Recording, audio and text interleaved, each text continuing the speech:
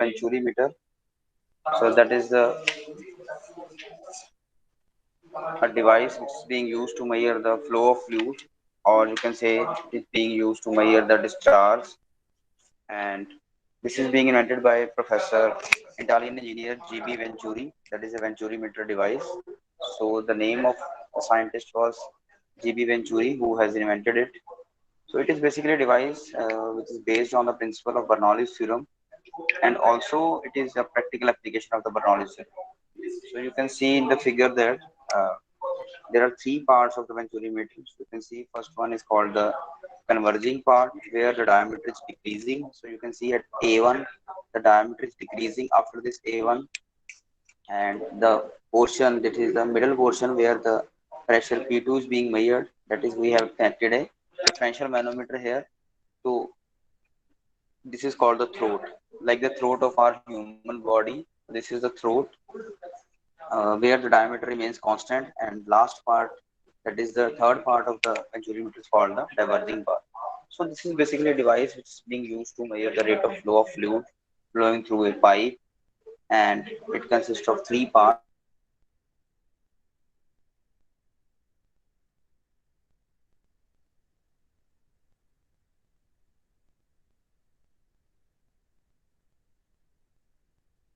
One is the converging part, second is the throat, and last one is the diverging part. So you can see in the figure that there are three parts. One is the converging part, second is the throat, and last one is the diverging part. So you can see in the figure that it consists of a white tube having an construction in the middle, and the liquid enters through the broad end AB called the converging zone, and the angle of the converging zone is basically around 20 degree, and passes through the narrow short horizon the 5 degree to 7 degree, whereas the angle of the converging was 20 degree there. But in the comparison to the converging angle, the diverging part having the slightly less angle, that is, it is having the angle of 5 degree to 7 degree. So the smaller angle of divergence is needed so that the de-acceleration flow in this portion is not separated from walls, and there should be minimum loss of energy. So there should be a minimum loss of energy. So you can see venturimeter is a device which is being used to measure the discharge or rate of flow whenever. So here we have also connected a differential manometer. Here you can see first end of the differential manometer is being connected to the converging part, and second is connected to the throat. So that the differential manometer is being used to measure the pressure differences. Okay.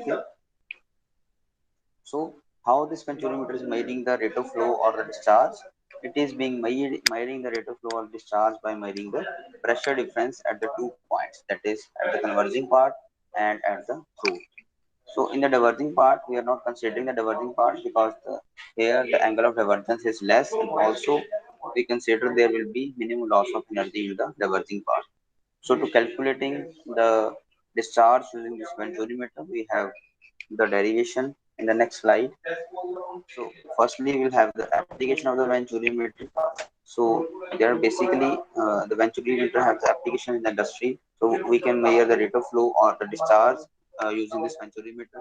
We can also use the uh, pressure as well as the quantity of gas liquid inside a pipe by using the differential manometer. We can also measure the flow of chemicals in the pipelines. We can measure the waste treatment process where the large diameter pipes are being used.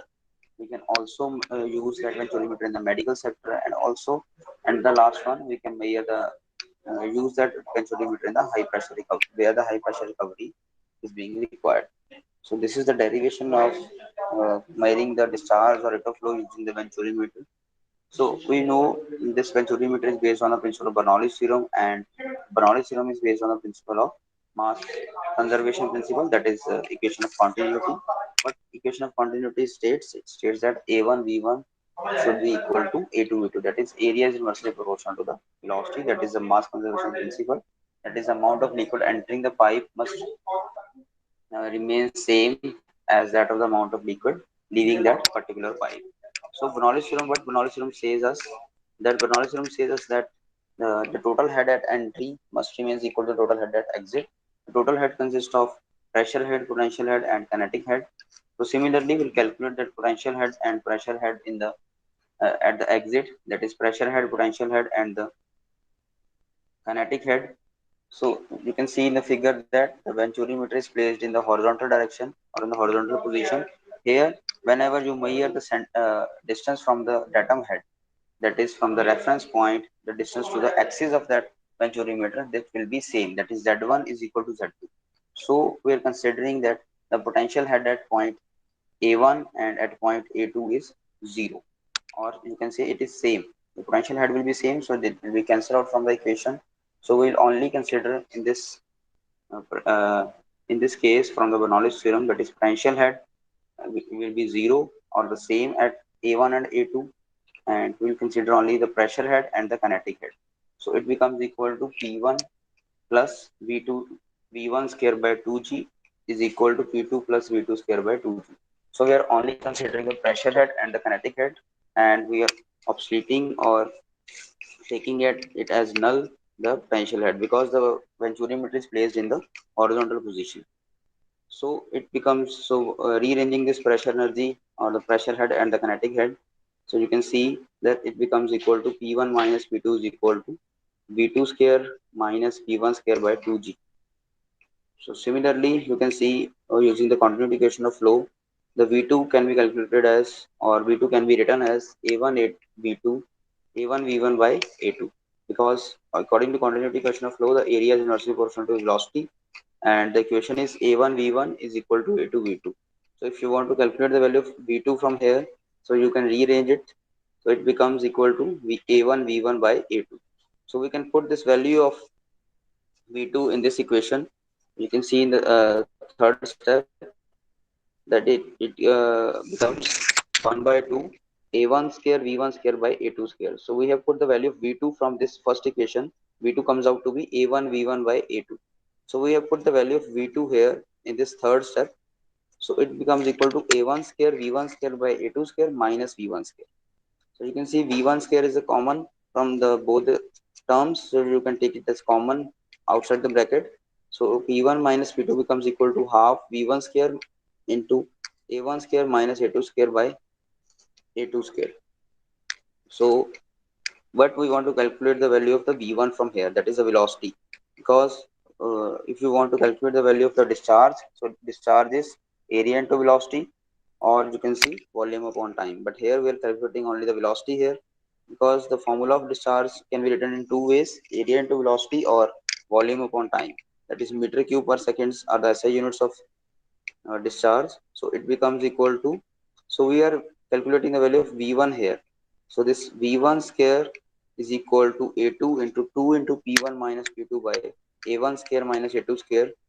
So if you are rearranging that and calculating the value of V1 only, so it will be 1 by 2 on the right side, or you can say under root on the right hand side. So the discharge becomes equal to A1 into V1. So we'll put the value of V1 from here. So you can see the last figure, that is the last term, will be calculated as A1 A2 into 2GH by A1 square minus A2 square under root.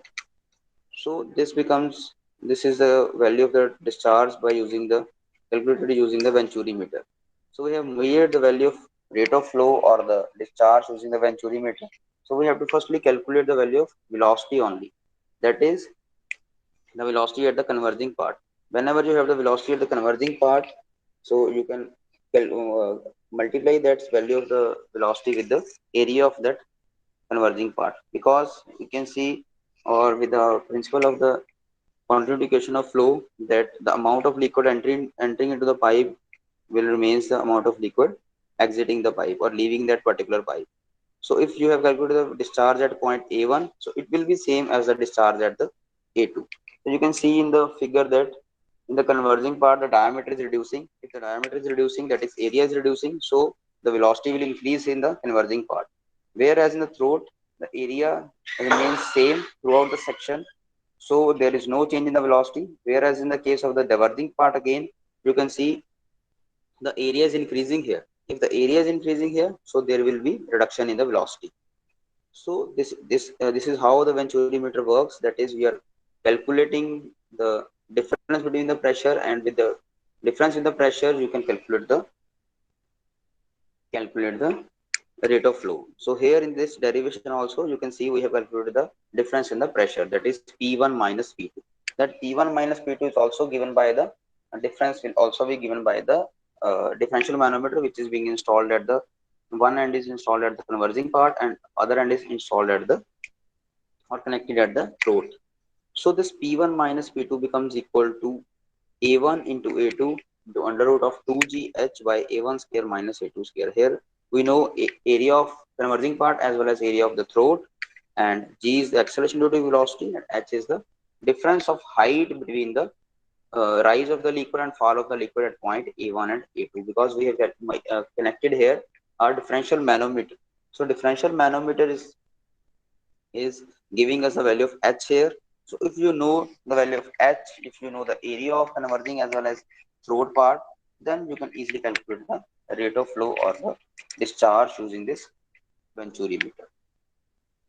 So next is the, if you can place in the previous article or in the previous position we have placed that you can see the Venturi meter in the horizontal position, because here in the horizontal position we don't have the effect of the potential head. That is, we have assumed that Venturi meter is placed in the horizontal position and the distance from the datum head will be always be equal from whether we are measuring from the converging part or from the throat or from the diverging part. So the datum head remains same, so it will be cancelled out from both sides. But if we place that Venturi meter in the vertical or in the inclined position, you can see the second figure is of the vertical position and first figure is of the inclined position. If you are placing the Venturi meter in the vertical position or the inclined position, is there is any difference in the discharge to be measured? That is, if you are measuring the discharge in the horizontal position or if you are measuring the discharge in the vertical position or by placing the Venturi meter in the inclined position, is there any difference? So we'll calculate or we'll see that if there is any difference irrespective of the position of the Venturi meter. So it may be placed in vertical position or the inclined position depending upon the position of the pipe, or you can see the point where the discharge is to be made. So in the horizontal position, we also know that there will be same pressure head, same potential head, that is same datum head, and at the entrance as well as the exit. So that potential head remains the same and it will be cancelled from both the sides, whereas in the vertical or in the inclined positions the datum head 2 points will be different. So you can see here the datum head will be different. It is Z1 at the first point or Z2 at the second point. So Z1 at the converging part and Z2 at the throat. So here the potential head is not same at these 2 points. So we'll again apply the Bernoulli theorem here to see whether there is a difference in the discharge to be measured, whether whenever it is placed in the vertical position or the inclined position, irrespective of the horizontal position. So applying the Bernoulli theorem again, you can have the total head at one point and total head at the second point. So you can see here applying the Bernoulli theorem is a total head at point 1, that is converging part, and total head at second point, that is the throat. So it is P1 by W plus V1 square by 2G plus Z1. Similarly, on the second point, it is P2 by W plus V2 square by 2G plus Z2. So this is P1 by W is the potential head, pressure head basically. V1 square by 2G is the kinetic head, and Z1 is the datum head. Similarly, P2 by 2W is the pressure head at the throat. V2 square by 2G is the kinetic head at throat, and Z2 is the datum head for the throat or the second point. So we are rearranging it, so it becomes equal to P1 by W plus Z minus P2 by W minus Z2 is equal to V2 square by 2G minus V1 square by 2G. So we have put or we have rearranged that pressure head and potential head on the one side, and on the right hand side we have only considered the kinetic head, the difference on the kinetic head. So it becomes equal to P1 by W minus P2 by W plus Z1 minus Z2 is equal to V2 square by 2G minus V1 square by 2G. It is just rearranging. We have put together the difference in the pressure head and difference in the potential head, and it will be equal to the difference in the kinetic head. So why we have placed it that in such a way? Because the pressure head difference at entrance and the throat is given by the differential manometer. So this is basically the pressure head which is being measured by the differential manometer connected at the 2 points. So you can see in the previous slide that here this is the in the vertical Venturi meter. You can see we have connected a differential manometer 2 point to measure the pressure difference of the 2 points. So this P1 by W plus Z1 minus P1 by W minus Z2 can be considered as H. That is the pressure head difference, which is being given us by the differential manometer. So it becomes equal to that H will becomes equal to P1 by W plus Z1 minus P2 by W plus Z2. So we'll put that value of H in this equation. So it becomes equal to H is equal to V2 square by 2G minus V1 square by 2G. That is the difference of kinetic energy or the kinetic head, that H will be equal to V2 square by 2G minus V1 square by 2G.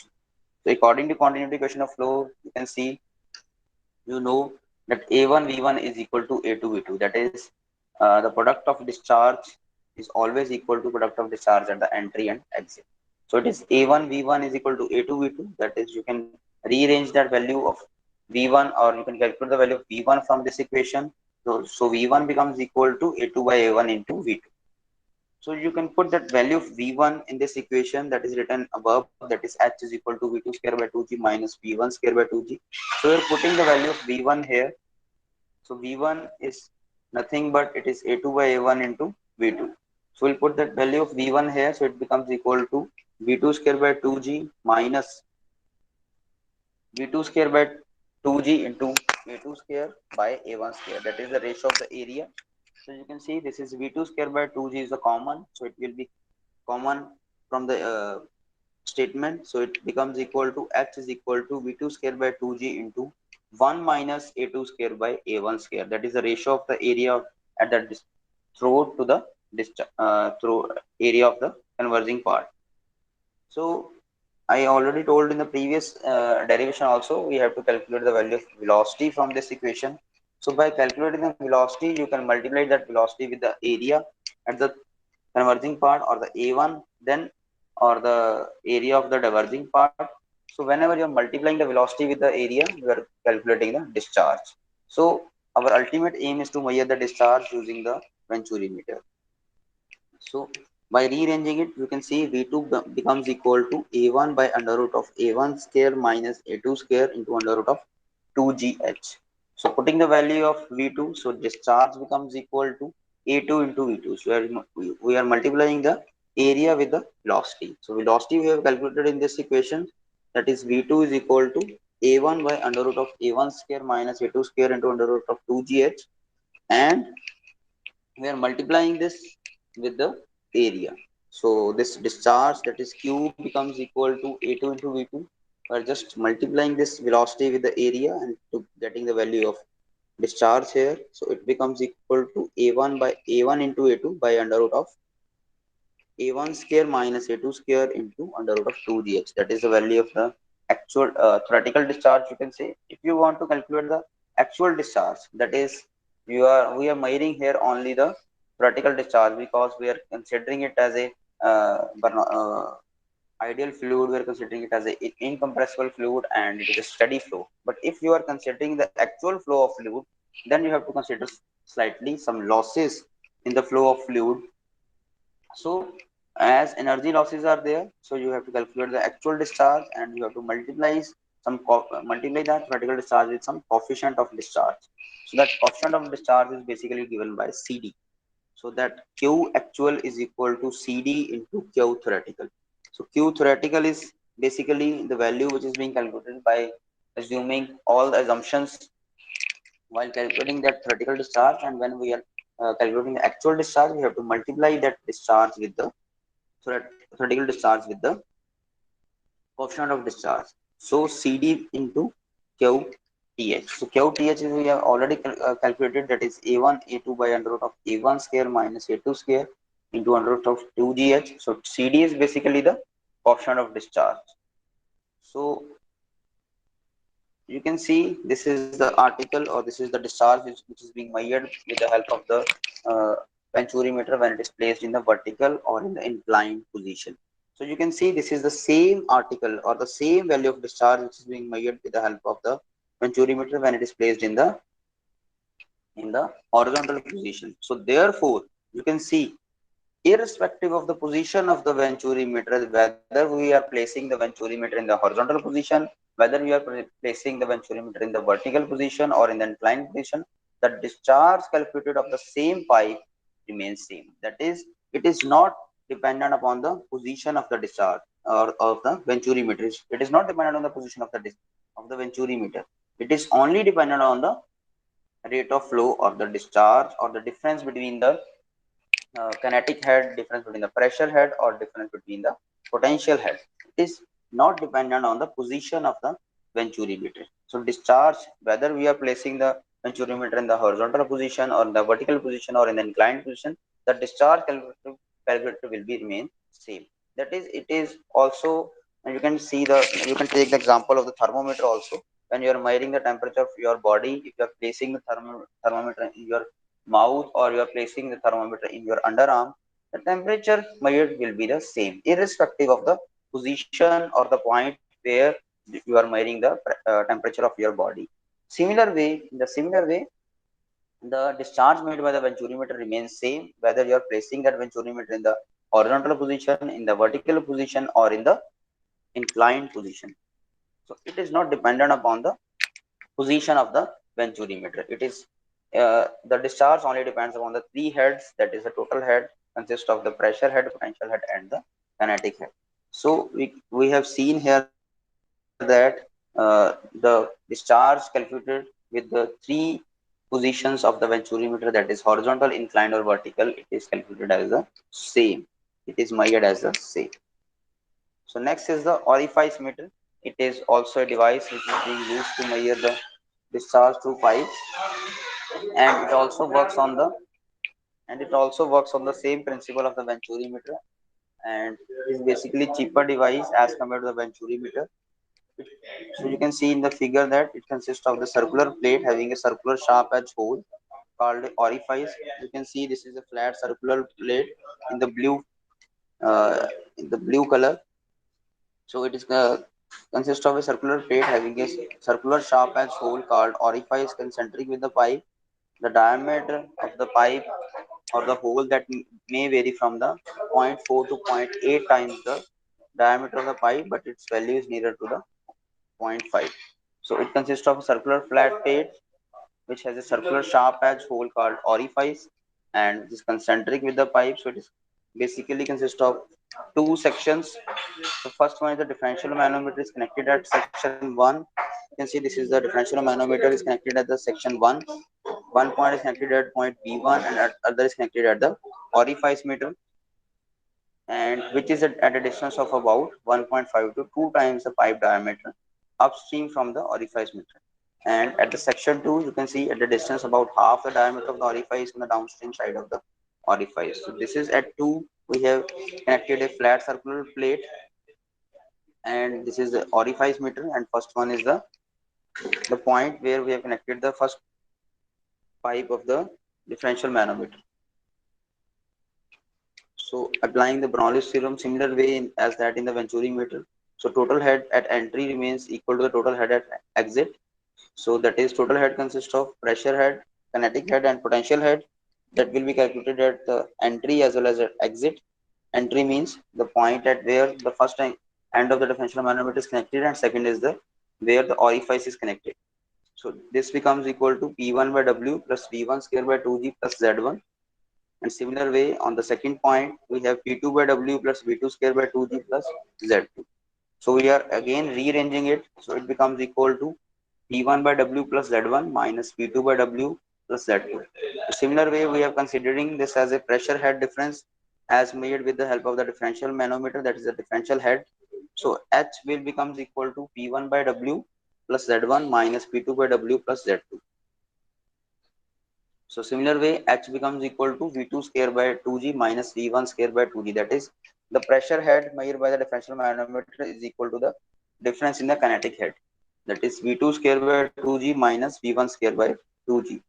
So you are again rearranging it. That is, this becomes equal to V2 square by 2G minus V1 square by 2G. And we are again rearranging it. So V2 square minus V1 square becomes equal to 2GH, and again rearranging it. So V2 becomes equal to under root of 2GH plus V1 square. Now considering that section 2, you can see in the figure that we have placed this flat circular plate here which is having a diameter around 0.4 to 0.8 times the diameter of that particular pipe. So this equation 2, the section 2 is at the venturimeter contraction. So it is basically becoming a venturimeter. You can see here. So this portion is basically becoming a venturimeter when you are placing the circular flat plate in between that pipe. So first part is considered as a converging part, second one is a throat, and last one is the diverging part. So the angle of a converging part is basically around 20 degree. At the throat, the cross section remains same, and at the diverging part, it is around 5 degree to 7 degree. So this venturimeter contraction becomes equal to Cc, that is A2 by A naught. So what is A naught? That is the diameter of the contraction, and Cc is the coefficient of contraction here. So Cc is A2 by A naught. A2 is the diameter of the throat and A naught is the diameter of the orifice or the area of the orifice. So Cc is equal to coefficient of contraction. So A2 is equal to A naught into Cc. So similarly, we are using here the continuous equation of flow, that is A1 V1 is equal to A2 V2. So again rearranging the V1 becomes equal to A2 V2 by A1 and putting the value of A2, that is A naught into Cc. A naught is the area of the orifice and Cc is the coefficient of contraction here. So submitting the values of V1 here, so V2 becomes equal to under root of 2gh plus A naught square Cc square V2 square by A1 square. And calculating the value of V2 square from here, it becomes equal to under root of 2gh by under root of 1 minus A naught by A2 square by Cc square. So this is the value of V2, and we are again multiplying that V2 into A2, that is area of the converging portion. So when you are calculating area of the converging portion or area of the orifice here, that is the second point in the figure. This is the second point where the flat circular plate is connected here. This is called the vena contracta. You can see in the figure, this is the vena contracta. So this, we have calculated the velocity here. So what is the velocity? V2 is under root of 2gh divided by 1 minus A naught by A2 square into Cc square. We have just multiplied that V2 with the A2 to calculate the discharge.